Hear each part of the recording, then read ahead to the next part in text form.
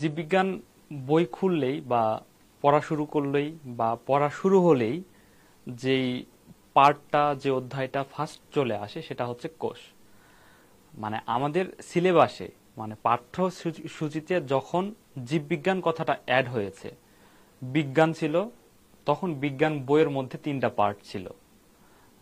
পদার্থ বিজ্ঞানের এভাবে পার্ট লেখা থাকতো না, কিন্তু অধ্যায়গুলো এভাবে বিন্যাস করা থাকতো। পদার্থ বিজ্ঞানের কিছু অধ্যায় থাকতো, কেমিস্ট্রির কিছু অধ্যায় থাকতো, আবার হচ্ছে বায়োলজির কিছু অধ্যায় থাকতো।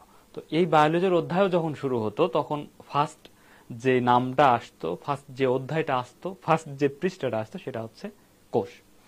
কারণটা কি? কারণ হচ্ছে জীববিজ্ঞান কি নিয়ে আলোচনা করে? জীববিজ্ঞান পুরা মানে জীবজগৎকে নিয়ে আলোচনা করে। আর এই জীবজগতের মেইন যে থিম, মেইন যে উৎপত্তি, মেইন যে টপিক, সে টপিকটা হচ্ছে কোষ। কারণ পৃথিবীতে যতগুলো প্রাণী বা উদ্ভিদ, জড় মানে যতগুলো জীব আছে, মানে যাদের জীবন আছে, এদের আহ, যে জীবন শুরুর যে প্রক্রিয়া, এইটা শুরু হয় একটি মাত্র কোষ থেকে।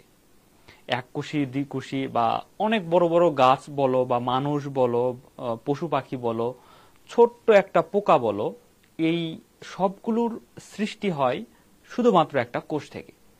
তাহলে দেখো এই কোষটা কিন্তু অনেক গুরুত্বপূর্ণ।